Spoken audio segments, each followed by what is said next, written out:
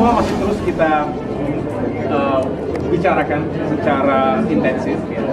Yang jelas, koalisi perubahan ini ingin benar-benar bukan hanya mengikuti Pilpres, tapi memenangkan Pilpres. Mengapa? Kalau kita memenangkan Pilpres, insya Allah, maka barulah kita bisa memperjuangkan perubahan dan perbaikan tadi. Saya dengan Mas Anies Baswedan berkomunikasi juga dengan baik, dan tentunya terus membangun visi-misi, dan tentunya harapannya adalah bisa menjadi representasi, menjadi alternatif. Yang saya inginkan adalah siapapun yang terpilih di Republik ini haruslah menjadi yang jujur dan amanah, berjiwa demokratis, tidak feodal.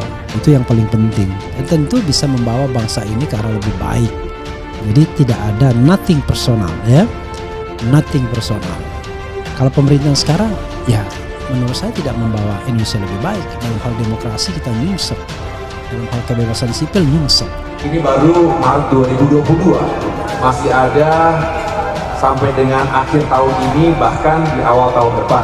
Yang jelas harus semakin hari semakin tajam pendekatannya. Nah, ini yang terus kita lakukan. Kalau kemudian di sana sini muncul deklarasi capres atau pasangan-pasangan, saya sih menyambut baik saja ya, karena itu adalah aspirasi publik, aspirasi masyarakat. Tidak bisa dicegah atau dihentikan. Inilah demokrasi kita. Rasanya itu sesuatu yang sehat-sehat saja. Tetapi sekali lagi suasananya masih sangat cair, dan tentunya kita harus ikuti terus perkembangannya dari bulan ke bulan sampai dengan nanti. Hasil survei Capres dan Cawapres Pemilu 2024, pasangan Anies AHY jadi sorotan. Simulasi 3 pasangan yang dipilih sebagai presiden, wakil presiden bila pemilihan dilaksanakan saat ini. Jika Anies berpasangan dengan AHY, lalu Ganjar berpasangan dengan Erlangga, lawan Prabowo berpasangan dengan Puan, maka kita menemukan bahwa pasangan Anies AHY mendapatkan dukungan 29,8%, seimbang dengan Ganjar Erlangga dengan dukungan 28,5%, dan pasangan Prabowo Puan dengan dukungan 27,5%, yang belum tahu sekitar 14,3%. Saat ini pasangan Capres dan Cawapres di pemilu 2024 nanti masih belum ditentukan secara resmi. Adapun calon presiden yang sudah mencalonkan diri adalah Anies Baswedan, Prabowo Subianto, dan Ganjar Pranowo dikutip dari Wikipedia. Pilpres untuk masa bakti 2024 sampai 2029 itu akan dilaksanakan pada hari Rabu, 14 Februari 2024. Koalisi Perubahan terus mengintensifkan konfigurasi pasangan Capres dan Cawapres yang akan diusung di pemilu 2024 nanti. Koalisi Nasdem, PKS, dan Demokrat telah melakukan komunikasi sebanyak 3 kali sepekan terakhir ini. Sebagai sebuah pertemuan yang memang saling membutuhkan kedua belah pihak. AHY butuh Anies, Anies juga butuh AHY. Kenapa?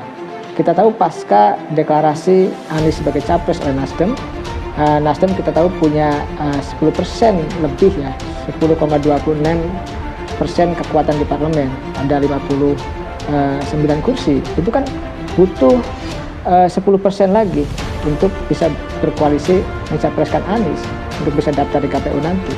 Artinya ya Anies dan Nasdem butuh Partai Demokrat, butuh AHY, dan bahkan butuh partai yang lain, termasuk butuh PKS. Nah, di saat yang sama AHY juga butuh Anies. Kenapa?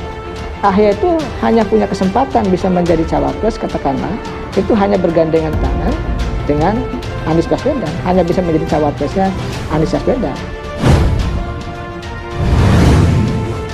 Pada hari Sabtu, seluruh perwakilan koalisi hadir dan salah satu hal yang dibahas dalam pertemuan itu adalah pemilihan cawapres. Dalam hal ini, koalisi partai tersebut sedang memberi masukan untuk cawapres yang akan mendampingi Anies Baswedan maju ke Pilpres 2024.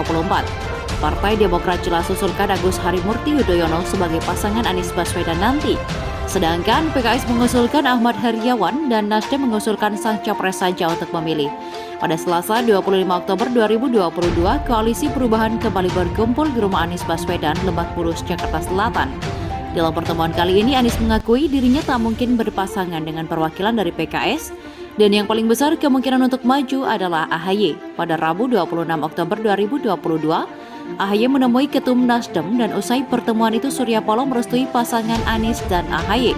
Meskipun pasangan Anies ini sudah digadang-gadangkan akan maju di Pilpres 2024 nanti, Koalisi Perubahan masih terus mematangkan strategi. Keputusan ini masih belum final dan bahkan PKS masih ngotot ingin memasangkan Anies dengan perwakilannya. Masih panjang proses menentukan cawapres tugas Anies pada hari Jumat di Hotel Kempinski, Jakarta.